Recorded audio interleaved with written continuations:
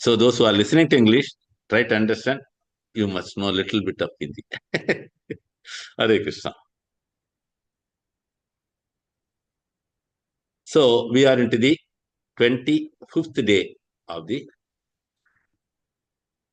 Margashirsh Mas. साधु साधु साधु।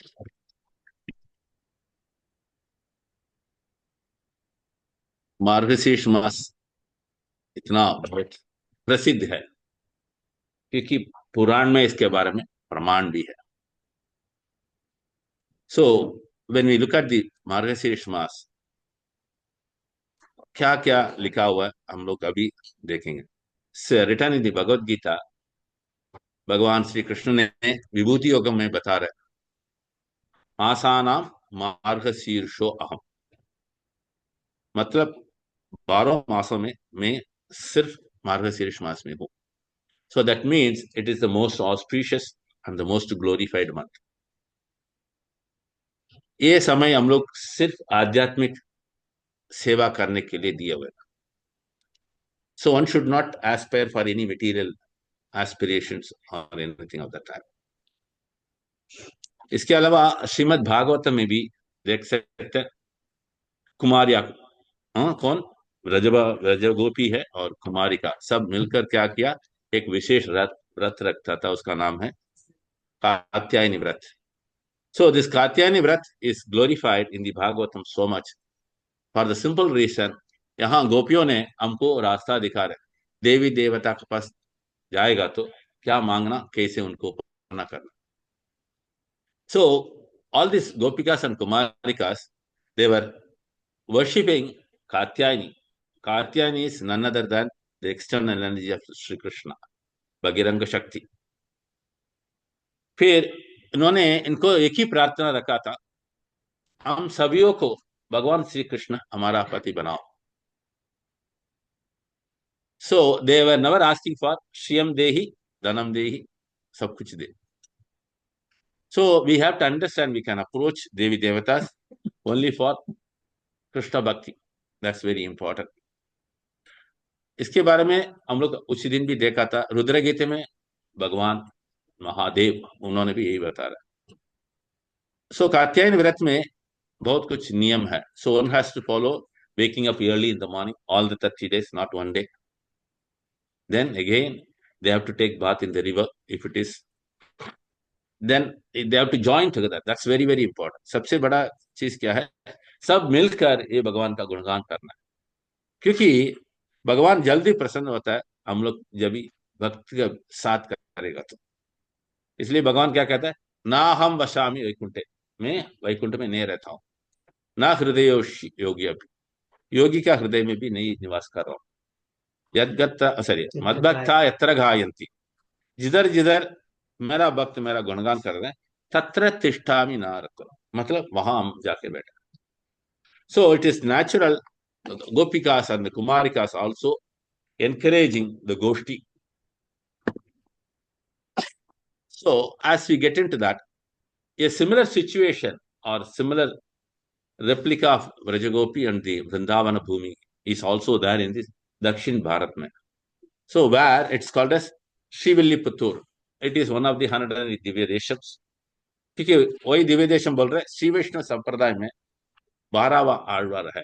उनमें से कोई भी कोई मंदिर जाके भगवान को मंगलाशासन, that means glorification of the Lord of the particular deity of the temple. That's very important. So such a temple are called as Divya Desam. According to Shri वैष्णव संप्रदाय उनको तो 108 दिव्य देशम है. शुरुआत करके श्रीरंगम, यहाँ कितने लोग को जानता है श्रीरंगम, श्रीरंगम सुना हुआ है? हरे कृष्णा. श्रीरंगम नहीं सुना? तिरुचिरापल्ली कम से कम मालूम है इंडिया में, दक्षिण तिरछी। भारत में तिरुचि बोलते हैं ना, वहां से नजदीक है. ये तो कावेरी नदी तट पर है. ये तो एक द्वीप है, एक तरफ कोल्लिडम करके एक नदी है, दूसरा तरफ कावेरी है. So it's very important. So that's Srirangam. But this is somewhere further, another 300 kilometers south of Srirangam. So this is a wonderful, amazing Divya Desam. यहाँ तो पूरा यादव कम्युनिटी है, मतलब गाय को चराने वाला है और खेती करने वाला है. उसमें एक विशेष आಳ್वार थे, उनका नाम है पेरिया आಳ್वार. पेरियार बोलेगा तो सबसे बड़ा आழ்वार है बारह में। उनको एक पुत्री मिला है। कहाँ? एक तुलसी वृक्ष का नीचे। सो हर नेम इज ऑल्सो गोदा नाचियर। ये पेरियार को एक ही सेवा था। रोज वहां का मंदिर वटपत्र शाही मंदिर में भगवान विष्णु को उन्होंने फूल माला बना के चढ़ाते थे। एक अंडा नाचा थोड़ा बड़ी होने के बाद क्या किया, वो माला को रोज पहन के चेक करती थी। फिर उसके बाद उनको माँ पिताश्री लेकर गए थे। Then one day her father notice this girl is always wearing it before it goes to the temple for the Lord. उन्होंने सोचा था ये गड़बड़ है। उन्होंने क्या किया, वो माला को रख के नया बना के लेके गया। But the Lord said no, I want the one which was owned by Andal Nachiyar. इसमें से हमको मालूम होता है ये आंडाल नाचियार कौन है। लिखा है शी इज इनकारनेशन ऑफ भूमि देवी था। भूमि देवी का एक अवतार है। जैसे रामायण में हम लोग देखते हैं ना, माता सीता भी ऐसे ही। सो बाद में इन्होंने क्या किया, पूरा वो शिवलीपुतूर में हर एक को कृष्ण भक्ति बांट रही थी। इनको भी इतना प्रेम है भगवान लॉर्ड रंगनाथ स्वामी रंगनाथ का। सो उन्होंने हर एक अपना दोस्तियों को, कुमारिका को उठ रही थी। So every day she was waking up all those individual Kumarikas in the village, calling them out very nicely, join us, we are going to glorify the Lord. तो वहां जाके वहां एक नदी है, कावेरी नदी है सर, दूसरा कुछ नदी है। वहां जाके स्नान वान करके भगवान को स्तुति करेंगे। सो यहाँ इनको एक ही प्रार्थना है। क्या प्रार्थना है? पावई नोंदु। नोंदु मतलब व्रत, पावई मतलब कात्यायनी। कात्यायनी को यहाँ भी लोग क्या कर रहे हैं, प्रार्थना कर रही है, हम भगवान श्री कृष्ण को पति बनाओ। So like this, as lots of similarities between the Vrajabhumi Vrindavan and the Siviliputtur. So Andal Nachiyar later on got married to Lord Ranganatha Swami. So Ranganatha Swami all the way from Srirangam to Siviliputtur he came, and the marriage was held. It all happened in the 6th century and 7th century somewhere. So ये वटपत्र शाही मंदिर में आप जाएगा तो दर्शन मिलेगा। आंडाल नाचियार है, उनका बाजू में श्री रंगमन्नार, यहाँ नाम दिया हुआ है उनको रंगमन्नार। सो दिस वे एक मंदिर तो विशेष पूर्वक है। इवन गवर्नमेंट ऑफ तमिलनाडु, वो मंदिर का गोपुर है ना, अभी दिखा रहे हैं स्क्रीन में, वो तो लोगो बना दिया। गवर्नमेंट का लोगो वही है, वो मंदिर का गोपुर। So Andal Nachiyar is glorified, she has composed Nachiyar Tirumozhi. उसके बाद उन्होंने वारणमायरम भी बनाया। ये भागवतम का सार है, ये तिरुपावतीस पासुरम। भागवतम में 18,000 श्लोक है। आजकल किसी को समय मिलेगा एक श्लोक पढ़ने के लिए? नहीं है ना। We are all very busy, but except any spiritual activity, right? So people are not finding for spiritual activity. That is the pathetic condition. So one should take up this very seriously. For this reason only, Andal Nachar says, at least read this 30 passages, which is the essence of the Srimad Bhagavatam. See, हम लोग मनुष्य जन्म लिया है, आगे मनुष्य जन्म में क्या करना है, राइट? सो पशु के जैसे हम लोग जीना नहीं है। So this is what I'll explain, and this is amazing 30 pasaram. So today we are on the 25th pasaram. I request the Taniyan, the glorification of Andal Nachar by Vijayalakshmi Suresh from Chennai. Hare Krishna. Hare Krishna. Yeah.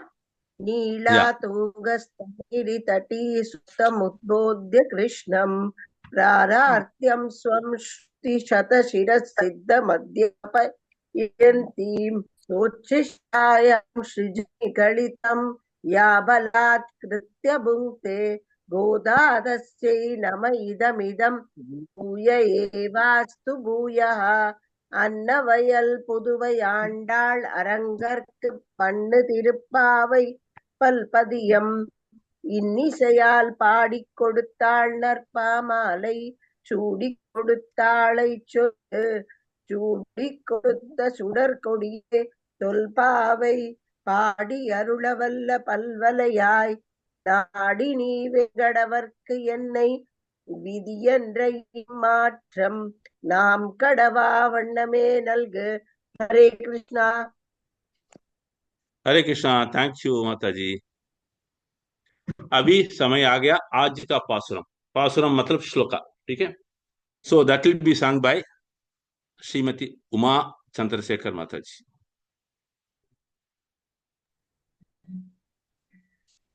हरे कृष्ण प्रभु. हरे कृष्णा.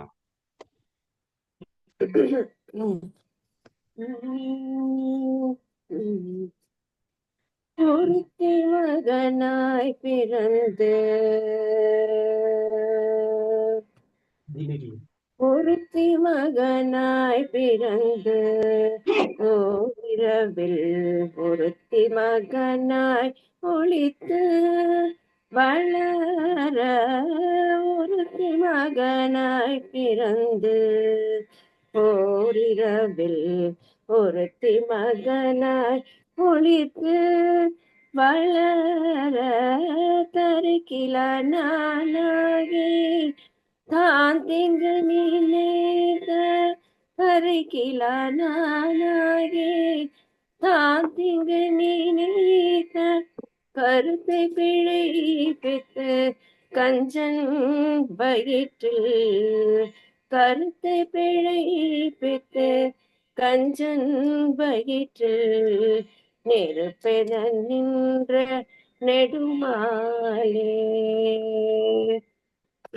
நெருப்பென நின்ற நெடுமாலே உன்னை அரித்து வந்தோம் பறை தருதியாகில் திருத்தக்க செல்வமும் சேவகமும் பாடி திருத்தக்க செல்வமும் சேவகமும் பாடி வருத்தமும் தீர்ந்து மகிழ்ந்தேலோரியம் பாவாய் வருத்தமும் தீர்ந்து மகிழ்ந்தேலோரியம் பாவாய் ஒருத்தி மகனாய் பிறந்து. ஹரே கிருஷ்ணா.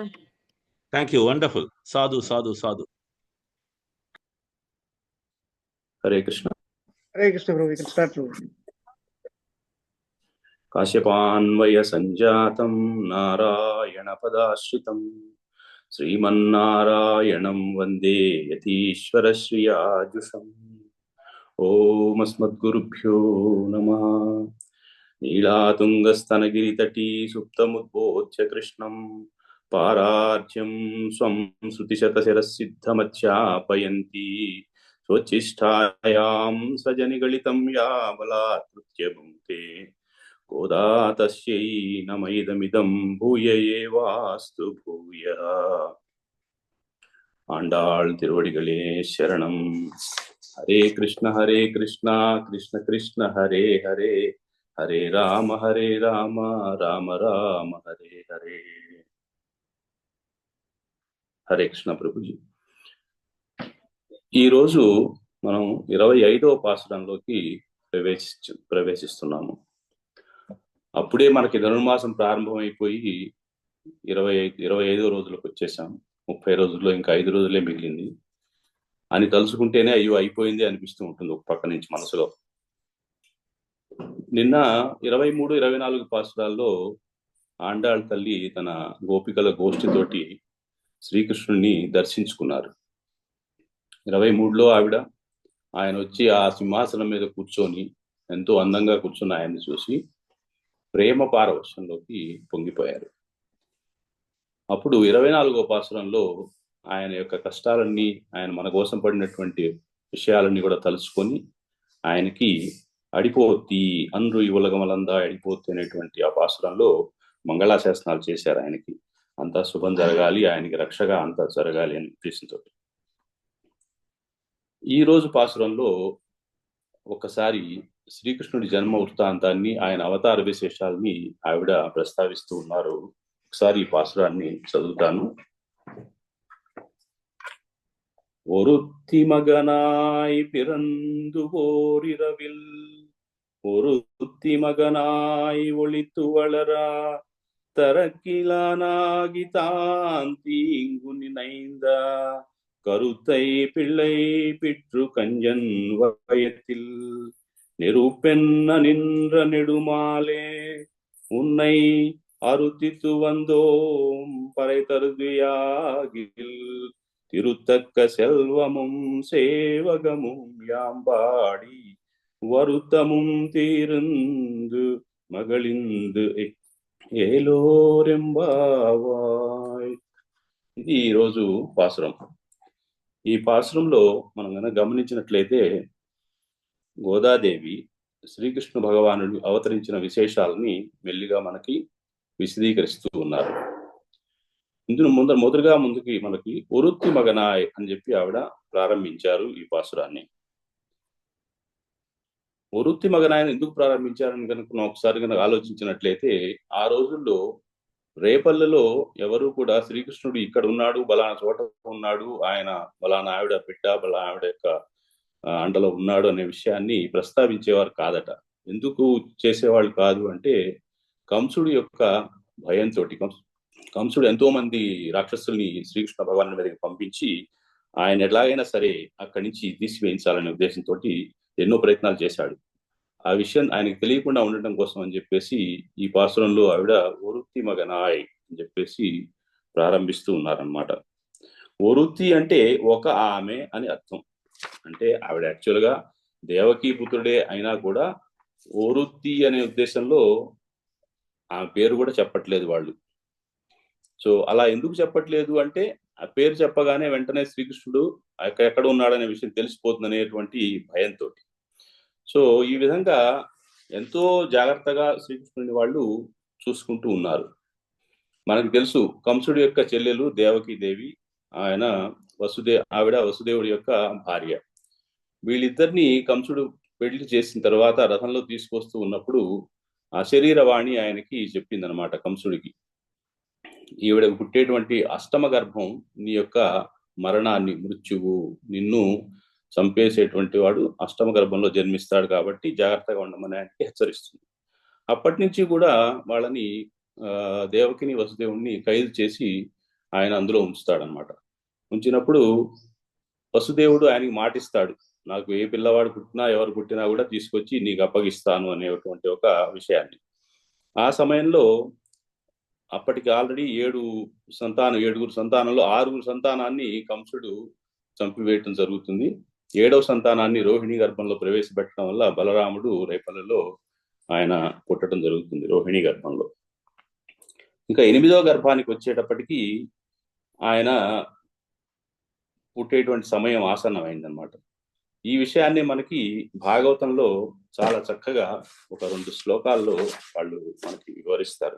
దశమ స్కందం మనం చూసినట్లయితే, నిశీదేతమ ఉద్భూతే జాయమానే జనార్దనే దేవక్యాం దేవరూపిణ్యాం విష్ణు సర్వగుహాశయ అవిరాసీత్యథా ప్రాచ్యాం దిశీందూరివ పుష్కలః అని చెప్పేసి మొదటి శ్లోకంలో చెప్పి, తర్వాత తమద్భుతం బాలకమంబుజే క్షణం చతుర్భుజం శంఖగదాద్యుధాయుధం శ్రీవత్సలక్ష్మిం కలశోభికౌస్తుభం పీతాంబరం సాంద్రపయోద సౌభగం.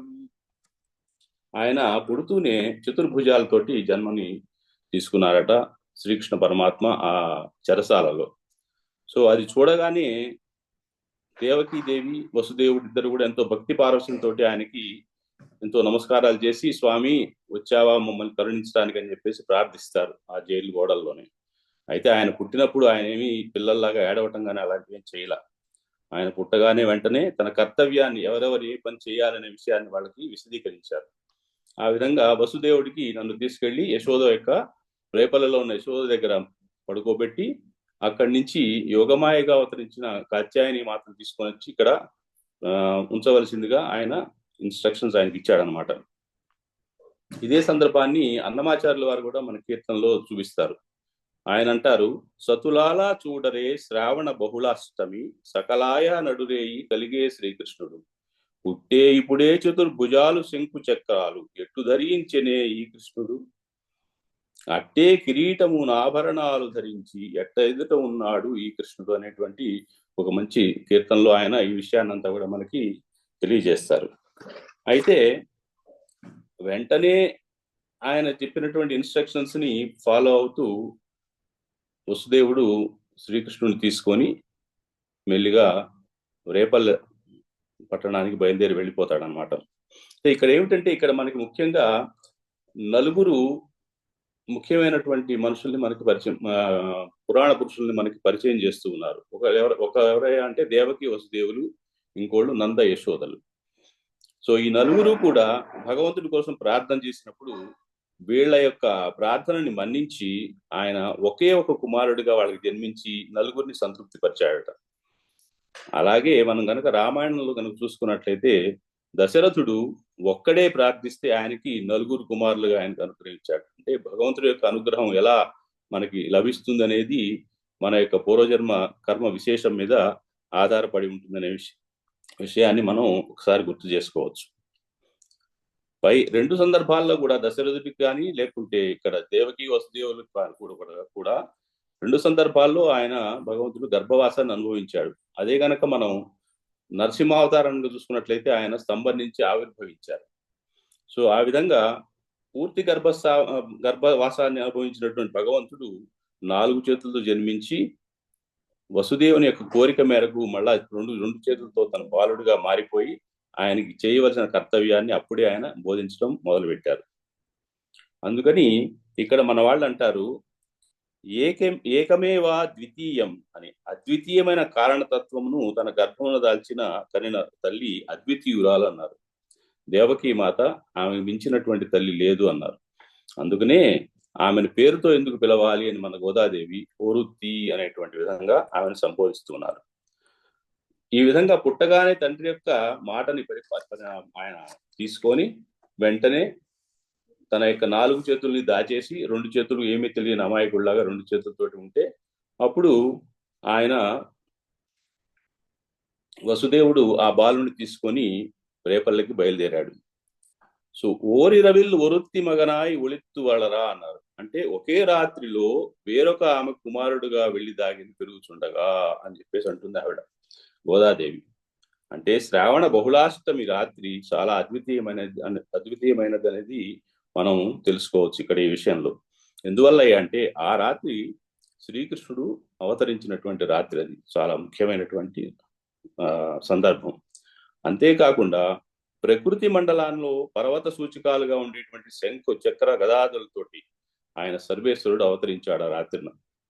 అలాగే చెరసాలలో ఉన్న తల్లిదండ్రులకి, అట్లాగే బద్ధులమై ఉన్నటువంటి చీకట్లో ఉన్న మనలాంటి బద్ధజీవులందరికీ కూడా చీకటిని పోగొట్టడానికి ఉదయించినటువంటి శ్రీకృష్ణ పరమాత్మ ఆ రాత్రిన ఉదయించారు. అలాగే ఆయన వెళ్తూ ఉంటే యమునా నది 2 పాయలుగా విడిపోయి ఆయనకి దారి ఇచ్చిందిట. ఎందువల్లంటే ఆయన క్షేమంగా రేపల్లకి చేరాలనేటువంటి ఒక ఉద్దేశంతో. అలాగే కంసవదకు మూలమైన అష్టమ గర్భవాసి అయినటువంటి కృష్ణ పరమాత్మ ఆవిర్భవించాడు ఆ రోజున. ఆయన ఎంత ఆపి ఎంత జైల్లో శరసాల్లో పెట్టి ఎలాగూ తప్పించాలి, నేను బతకాలి అనేటువంటి ఒక అహంకారంతో దేహం మీద భ్రాంతితో ఉన్నటువంటి కంసుడిని పరిమార్చడానికి ఆయన చెప్పినట్లుగానే అష్టమ గర్భంలో ఆయన జన్మించారు శ్రీకృష్ణ పరమాత్మ.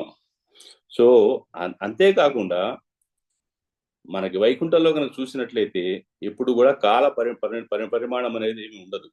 అంతా ఎప్పుడు ఒకే రకంగా ఉంటుంది, అందరూ ఒకే విధంగా ఉంటారు. ఎటువంటి చావు పుట్టుకలు కానీ లేకుంటే మనకి జనన మరణాలు, తర్వాత వయో భేదాలు ఇవేమి లేకుండా ఎప్పుడు ఒకేలాగా ఉంటారు. సో అందువల్ల అటువంటి ప్రదేశం నుంచి ఆయన వచ్చాడు, వైకుంఠం నుంచి ఆయన వచ్చేసి భూమి మీద, మనకి భూమిలోనే మనకంతా కాలము పరిమాణము, సూర్యోదయం సూర్యాస్తమయం, తర్వాత వయసు రావడం, ఇట్లాంటివన్నీ జరుగుతూ ఉంటాయి. ఇటువంటి ప్రదేశానికి ఆయన వచ్చాడనమాట. సో అందువల్ల అది ఎందుకు వచ్చాడంటే మన కోసం ఆయన వచ్చాడు కాబట్టి ఆయన సర్వేశ్వరుడు అనే విషయాన్ని మనం తెలుసుకోవాలి. అలా ఆయన పుట్టగానే వెంటనే ఆయన ఏం చేశారు, యశోద దగ్గరికి వెళ్ళిపోయారు. ఎందువల్లంటే యశోద కూడా ఆయన మాటిచ్చి ఉన్నారు, నీకు కుమారుడుగా వస్తాను అని. దేవకికి మాటిచ్చారు, నీకు కుమారుడుగా జన్మిస్తాను అని. యశోదకు మాటిచ్చారు, నీ కుమారుడుగా వస్తాను అని. ఈ 2 మాటల్ని ఆయన ఒకే రాత్రి ఆయన ఇచ్చిన మాటను తప్పకుండా నెరవేర్చడం జరుగుతుంది అనమాట. ఇంకొక విషయం ఏమిటంటే దేవకీదేవి దగ్గర పుట్టినప్పుడు ఆయన స్తన్యపానం కూడా చేయలేదు, కనీసం ఒకసారి ఏడవనన్నా కూడా ఏడవలేదు. అట్లాంటిది యశోద దగ్గరికి చేరిన తర్వాతనే ఆయన స్తన్యపానం కానీ ఏడవటం కానీ ఇటువంటి విషయాలు, మానవ సహజమైన విషయాలని ఆయన ప్రదర్శించారు. అంటే యశోదకు చేరే వరకు కూడా ఆయన భగవతత్వంలోనే ఉన్నాడని మనం గమనించాల్సినటువంటి విషయం ఉంటుంది. సో అందువలన ఆయన జితేంద్రియుడు కావడం వల్లనే ఎటువంటి ఇంద్రియాల యొక్క ప్రకోపానికి ఆయన లోను కాకుండా చక్కగా ఎక్కడికి చేరాలి, ఎలా వెళ్ళాలి అనేటువంటి మొత్తం ప్లానింగ్ ప్రకారం ఆయన వెళ్ళిపోయారు. తర్వాత మూడవ పాదంలోకి వచ్చేటప్పటికి ఈ గోదాదేవి అంటుంది, తరక్కిలా నాగి తాన్ తీంగు నినైంద కరుత్తై పెళ్ళై పిచ్చు అంటుంది. ఓర్వలేని వాడై తనంత తానుగా కీడు తలపెట్టిన కంసుని అభిప్రాయమును వమ్ము చేసి అంటే కంసుడు ఎంతసేపటికి నన్ను మించిన వాడు లేడు, నేనే అనేటువంటి ఒక అహంకారంలో ఉన్నాడనమాట. అటువంటి అహంకారికి ఎలాగైనా బుద్ధి చెప్పాలనే ఉద్దేశంతో శ్రీకృష్ణ భగవానుడు మనకు జన్మించడం జరుగుతుంది. నిజానికి కంసుడు శ్రీకృష్ణుడు జన్మించినప్పుడు చూడలే ఆయన. ఎందువల్లంటే ఆయన పుట్టగానే అక్కడి నుంచి ఆయన వెళ్ళిపోవడం జరిగింది. అయితే అక్కడి నుంచి వసుదేవుడు ఆడపిల్లగా పుట్టినట్టు యోగమాయం తీసుకొచ్చి ఇక్కడ పెట్టాడు కాబట్టి కంసుడు అనుకుంటున్నాడు దేవకికి పుట్టింది ఆడపిల్లలే అనుకుంటూ ఉన్నాడు. సో ఈ ఆడపిల్ల పుట్టింది కాబట్టి నాకేం భయం లేదు అనేటువంటి ఒక గర్వంతో ఉంటూ ఉన్నాడు. అయితే ఆమె ఆ యోగమాయను ఆయన సంహరించాలనేటువంటి ఉద్దేశంతో పైకి విసిరేసినప్పుడు ఆవిడ ఆయనకి చెప్పింది. ఈ సందర్భాన్ని పోతన గారు చాలా చక్కగా చెప్తూ ఉంటారు ఒక పద్యంలో. తెంపరివై పొరింబోరిని దేవకి బిడ్డల చిన్న కుర్రలన్ చంపితివి, ఇంతనైననుపశాంతి వహింపక రాళ్ళ మీద నొప్పింపితి విసిరో, ఇది యుబీరమే నా సరసం జనించి నిన్ చంపెడు వీరుడొక్క దశ సత్కృతి నొందెడు వాడు దుర్మతి. ఆమె చెప్పేసింది. ఆయన పైకి శ్రేయంగానే ఆమె అదృశ్యమైపోతూ ఆయనకి చెప్పింది, ఏమయ్యా నువ్వు నన్ను చంపాలని ప్రయత్నం చేస్తున్నావు, కానీ ఆల్రెడీ నిన్ను చంపేవాడు జన్మించాడు. అయితే ఆమె ఏం చేసిందంటే ఎక్కడ ఉన్నాడనే విషయాన్ని ఆమె చెప్పాల. ఎందుకంటే చెల్లెలు కదా, చెల్లెలు కాబట్టి అన్నను కాపాడాలనే ఉద్దేశంతో ఆయన ఎక్కడ పెరుగుతున్నాడో చెప్పాల. అయితే నారదుల వారు ఏం చేశారయ్యా అంటే, ఇది చెప్పకపోతే మనకి మిగిలిన కథ ఎట్లా మనకి తెలియదు కదా అనే ఉద్దేశంతో కంసుడి దగ్గరికి వెళ్ళి నీ శత్రువు రేపల్లో క్షేమంగా పెరుగుతున్నాడు అని చెప్పేసి ఆయన చెప్పేశాట. చెప్పేసేటప్పటికి వెంటనే కంసుడికి దేహాభిమానం పెరిగిపోయింది. నా దేహాన్ని నేను ఎలా పోగొట్టుకుంటాను అంటే, ఆత్మ దేహము వేరనే విషయాన్ని ఆయన గమనించకుండా దేహమే ఆత్మ అనేటువంటి ఒక ప్రకృతి అభిమానానికి లోనైపోయి అనేక మంది రాక్షసుల్ని శ్రీకృష్ణుడి మీదకి పంపించడం మొదలుపెట్టాడు. అవన్నీ మనం చూసాం. అంతకుముందు పాసురాల్లో అమ్మవారు చక్కగా వాటన్నిటిని కూడా వివరించారు. సో అట్లాంటి ఆ రాక్షసులందరినీ ఆయన అక్కడి వాళ్ళని అక్కడిని చంపేయడం మొదలు పెట్టేశారు శ్రీకృష్ణ పరమాత్మ. ఆయన అనుకున్నట్ట,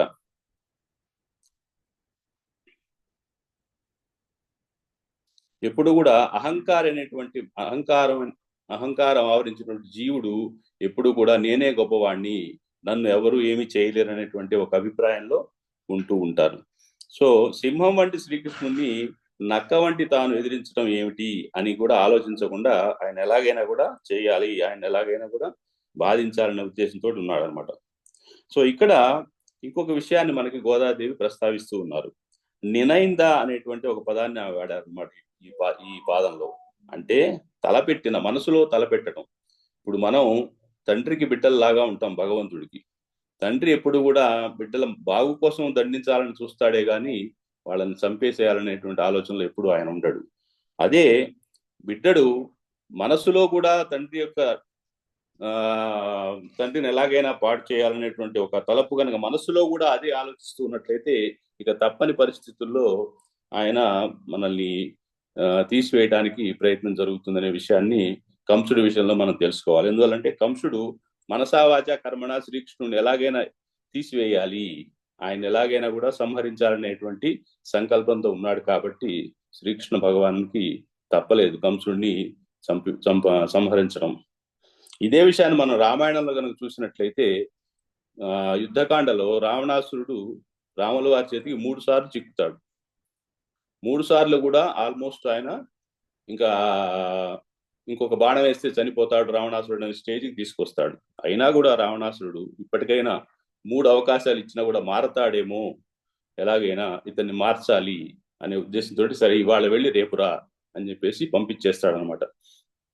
సో అట్లాంటి దయామయుడని బట్టి భగవంతుడు ఇక తప్పదు అనుకున్నప్పుడు మాత్రమే ఎవరినైనా కూడా శిక్షిస్తాడనే విషయాన్ని మనకి ఈ పాసురంలో మనకి తెలుస్తుంది.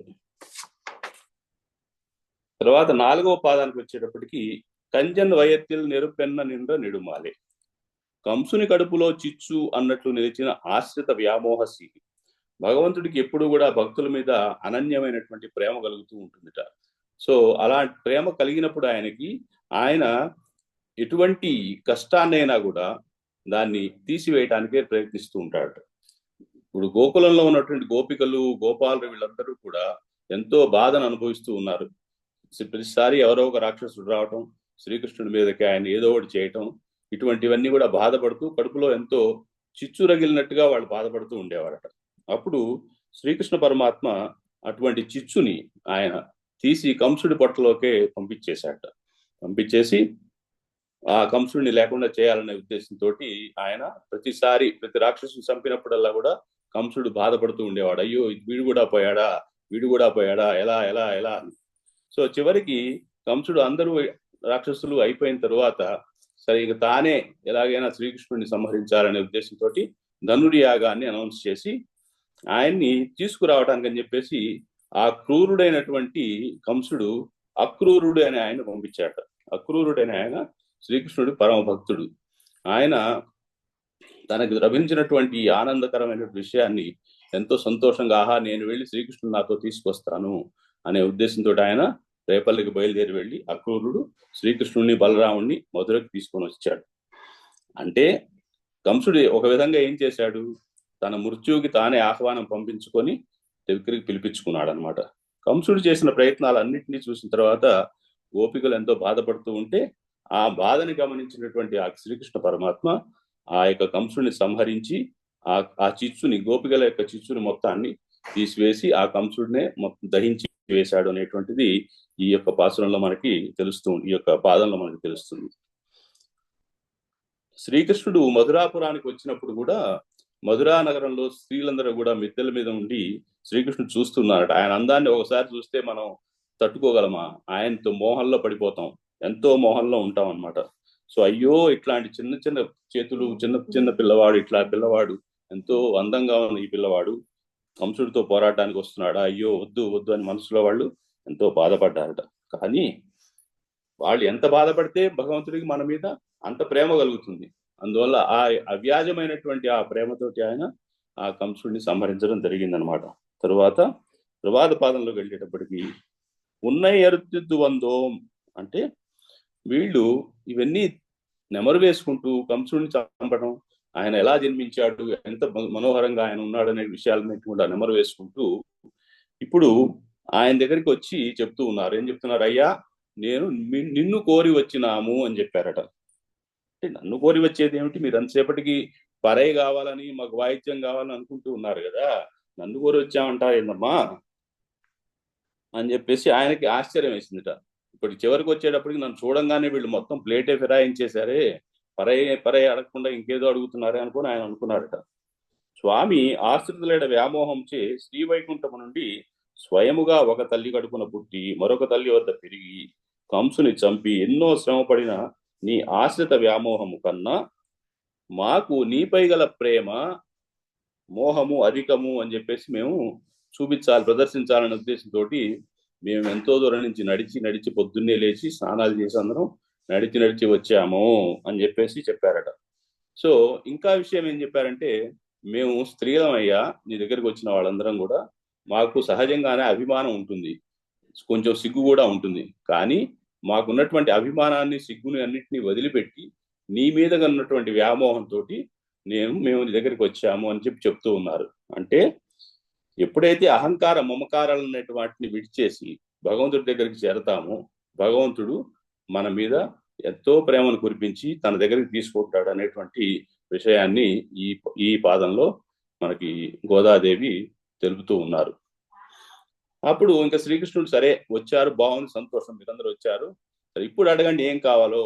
మీరు వెంటనే ఇంకేదో కావాలని చెప్పవాకండి, నా కోసం వచ్చామని చెప్పకుండా మీకు కావాల్సింది ఏదో అడగండి అయ్యా, అడగండి అమ్మా అని చెప్పేసి ఆయన చెప్పారు వాళ్ళకి. చెప్పేటప్పటికి వాళ్ళు ఏమన్నారు, పరతరుదు యాగిల్ అన్నారు. పరతరుదు యాగిల్ అంటే మొదటి నుంచి చెప్తున్న విషయమే.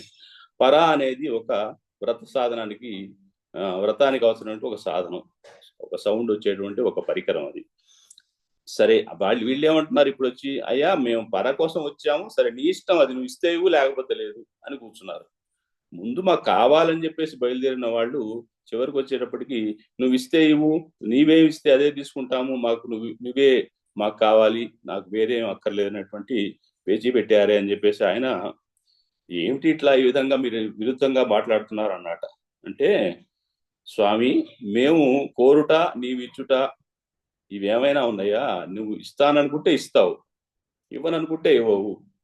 సో నువ్వు ఇచ్చింది మేము తీసుకోవాలి, కానీ మేము కావాలి అంటే నువ్వు ఇస్తావు అనేటువంటిది చాలా అసంభవమైనటువంటి విషయం. ఎందువల్లంటే చాలా మంది గుళ్ళకి వాటికి వెళ్ళినప్పుడు ఓ పెద్ద లిస్ట్ తీసుకొని వెళ్తూ ఉంటారు జేబులో పెట్టుకొని. స్వామి మాకు మా అబ్బాయికి చదువు రావాలి, మా వాడికి వీసా రావాలి, మా వాడు అమెరికా పోవాలి, లేకపోతే నాకు మనవాళ్ళు పుట్టాలి, మనవరాళ్ళు పుట్టాలి, ఇట్లా ఎన్నో కోరికలతోటి వెళ్తూ ఉంటారు. కానీ నిజానికి మనం భగవంతుడిని కోరాల్సింది ఏంటంటే, స్వామి నువ్వే మాతో ఉండాలి, నీవు గనక మాతో ఉన్నట్లయితే అన్నీ మాతో ఉన్నట్లే. సో ఎందుకంటే మనం మా స్వామివారు ఒక స్టోరీ చెప్తూ ఉన్నారు. ఒక ఆయన ఉండేవారట, ఒక శెట్టి గారు, ఒక వ్యాపారవేత్త. ఆయన చెప్పారట, భగవంతుడు ఆయనకు ప్రత్యక్షమై, స్వామి మీ భక్తికి చాలా మెచ్చాను, ఏదైనా వరం కోరుకోండి అని చెప్పారు. చెప్తే ఆయన అడిగారట వరము, స్వామి నాకు నా మునిమనవడితోటి 7వ అంతస్తులో ఉయ్యాల మీద ఊగుతూ నాకు చెగోడీలు తినాలనే కోరిక ఉన్నది అని చెప్పి అడిగారు. చూసారా ఎంత స్పష్టమైనటువంటి కోరిక ఆయన కోరారు. అంటే ఆయన మునిమనవుడు వచ్చే వరకు బతికి ఉండాలని కోరుకున్నారు, అన్నీ కావాలని కోరుకున్నారు, చెగోడీలు తినాలంటే పళ్ళు కూడా ఉండాలి. ఆ వయసులో ఆయనకి పిల్లలు పుట్టి 7 అంతస్తుల మేడ ఇవన్నీ వచ్చాయంటే ఎంతో ధనం అన్ని రావాలి కదా. సో ఇవన్నీ కలిసి ఆయన అడిగారట. సో ఈ విధంగా కోరిక కోరేవాళ్ళు కొంచెం ఆలోచించి కోరవలసి ఉంటుంది. అయితే ఎప్పుడు కూడా పరమాత్మని, స్వామి నువ్వే మాకు కావాలి అని కనుక అడిగినట్లయితే, ఇక ఆయన మనతో ఉన్నట్లయితే ఇంకా మనకేం లోటు ఉంటుంది. ఆయన వక్షస్థలంలో లక్ష్మీదేవి నివాసం ఉంటుంది కదా. సో ఆయనే మనకి ఉన్నప్పుడు లక్ష్మీదేవి మనతో ఉంటుంది, అన్నీ మనతో ఉంటాయనే విషయాన్ని ఇక్కడ చెప్తూ ఉన్నారు. అలాగే భగవంతుడు మనకు ఆల్రెడీ చెప్పుకున్నాడు భగవద్గీతలో, సర్వధర్మాన్ పరిత్యజ్య మామేకం శరణం వ్రజ. సో అయ్యా అన్నీ వదిలిపెట్టి నన్ను కనుక శరణ్ అంటే నేనే మీ సంగతి చూసుకుంటాను అని చెప్పేసి ఆయన ఆల్రెడీ మాట ఇచ్చున్నాడు కదా. అందువలన ఆ విధంగా మనం ప్రవర్తించాలే కానీ చిన్న చిన్న తుచ్చమైనటువంటి చిన్న చిన్న కోరికలను ఆయన కోరుతూ ఆయన యొక్క సమయాన్ని ఆయన యొక్క సమయాన్ని వృధా చేయకూడదు అనేది మనం తెలుసుకోవాల్సినటువంటి విషయం. సో అట్లాగే తిరుత్తక్క సెల్వమున్ సేవము యాంపాడి వృత్తమం తీరందు మగళిందు అన్నారు. అంటే లక్ష్మికి తగిన మీ ఐశ్వర్యమును వీర చరితమును మేము పాడాము. ఇప్పుడు వచ్చి మీ దగ్గరికి వచ్చి మీ గురించి ఇవన్నీ పాడిన తర్వాత మాకు కలిగినటువంటి శ్రమ అంతా కూడా పోయింది, మేము చాలా హ్యాపీగా ఉన్నాం స్వామి. సో అందువల్ల దయచేసి మమ్మల్ని నీలోకి చేర్చుకో అనేటువంటి విషయాన్ని వాళ్ళు తెలిపారు. స్త్రీ గాని పురుషుడు గాని బాహ్యంగా భావనలు అందరము మనం స్త్రీలమే, పురుషుడు ఒక్కడే, ఆయనే పరమాత్మ పరమ పురుషుడు. అందువలన మనము మేము మాది అనేటువంటి ఒక అహంకారం కనుక పోయినట్లయితే మనకి ఈ భూమి మీద మనకి ఎటువంటి సంబంధాలు లేకుండా భగవంతుడి దగ్గరికి వెళ్ళేటువంటి అవకాశం కలుగుతుంది. సో అప్పుడు మనకు ఆయనే మన వాడైతే ఏం లోటు ఉంటుంది? భగవన్నామ సంకీర్తనతోటి ఉండాలి. అలాగే భగవద్ గుణగానంతో మనం జీవితాన్ని గడపాలి. భగవద్ గుణానుభవంలో మనం ఎప్పుడు తేలుతూ ఉండాలి. భగవత్ అధీన భావనతోటి మనం ఆయన అధీనంలో ఉన్నామనే భావంతో ఉండాలి. భాగవత కైంకర్యాలతోటి మనం ఉండాలి. అట్లాగే ఈ విధంగా కనుక మనం జీవితాన్ని కనుక గడిపినట్లయితే మన జీవితానికి పరమ పురుషార్థాన్ని మనం సంపాదించుకున్నట్లే అవుతుంది అనేటువంటిది ఈ యొక్క పాసురంలో గోదామ్మవారు చెప్తూ ఉన్నారు. దాన్నే పర అని గోపికలు ఒక వ్రత పరికరంగా పిలుస్తూ ఉన్నారు. హరే కృష్ణ కృష్ణ కృష్ణ హరే హరే, హరే రామ రామ రామ రామ హరే హరే. నాకు చాలా ధన్యవాదాలు తెలుపుకుంటున్నాను. ఏమైనా తప్పులుంటే పొరపాట్లుంటే నన్ను క్షమించవలసిందిగా ప్రార్థిస్తున్నాను. జై శ్రీమన్నారాయణ.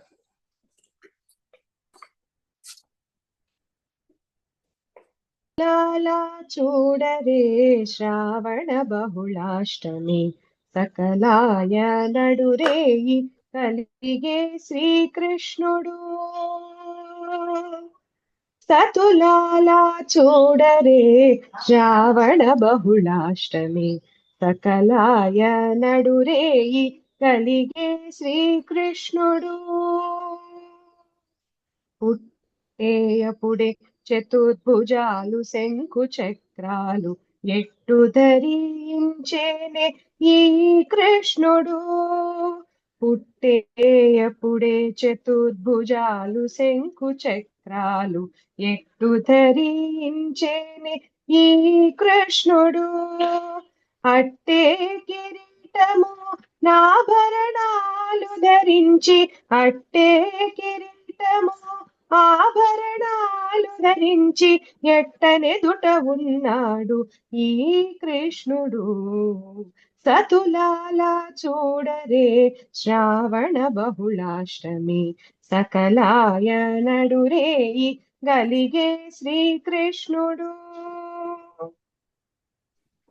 కొదదీరా మరి నంద గోపునకు యశోదకు ఇదిగో తా బిడ్డడాయి ఈ కృష్ణుడు. కొదదీరా మరి నంద గోపునకు యశోదకు ఇదిగో తా బిడ్డడాయి ఈ కృష్ణుడు. అదన శ్రీ వెంకటేశుడై అలమేల్ మంగ కూడి అదన శ్రీ వెంకటేశుడై అలమేల్ మంగ కూడి ఎదుట నిలచి ఉన్నాడు ఈ కృష్ణుడు.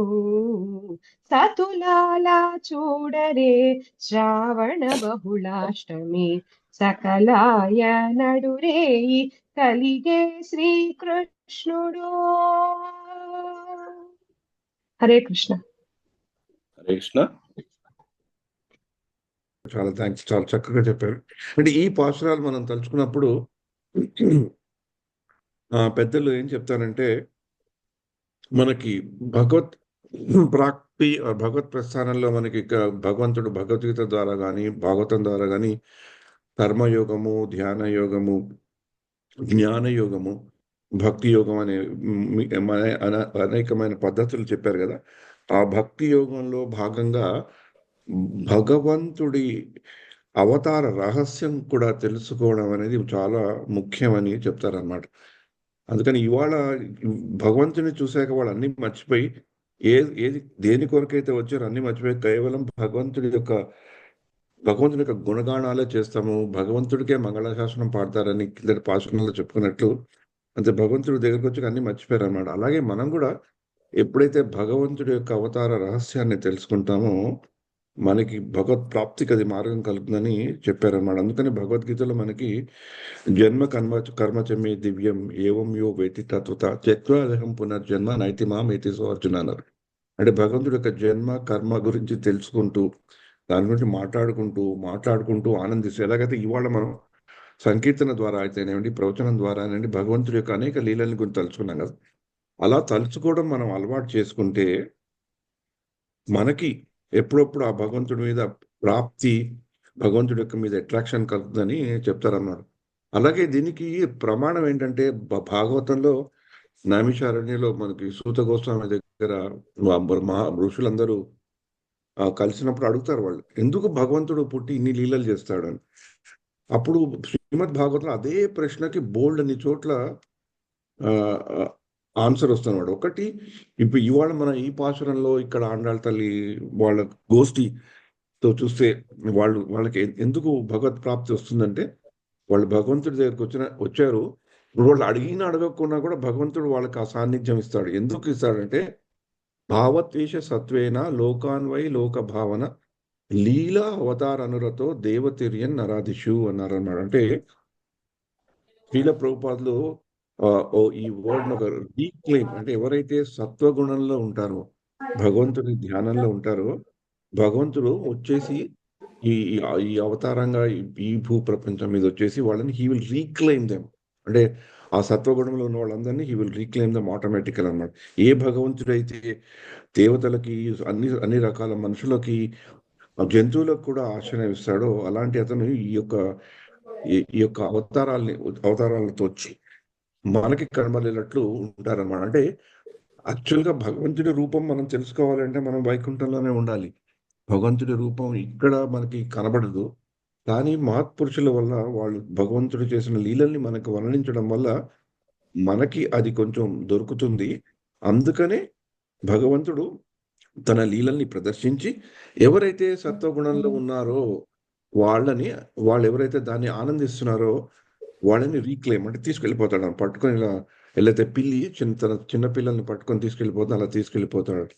అలాగే ఇంకోటి కూడా భాగవతంలో తర్వాత 10వ స్కందంలో చెప్తారు, అనుగ్రహాయ భక్తానాం మానుషం దేహమాస్థిత భజతే తాదృశ క్రీడ యస్ శ్రుత్వా తత్పరో భవేత్. అంటే నేను ఇక్కడ ఎందుకు వస్తాను, భగవంతుడు ఈ యొక్క ఒక మనుష్య రూపంలో ఎందుకు వస్తాడు అంటే అనుగ్రహాయ భక్తానమ తన యొక్క కరుణని భక్తులకు చూపెట్టేందుకు, ఆ కరుణని చూపెట్టడానికి వచ్చి తనేదో ఒక ఆటల్లాగా మానుషం దేహమాస్తే భజతే తాదృశ క్రీడ.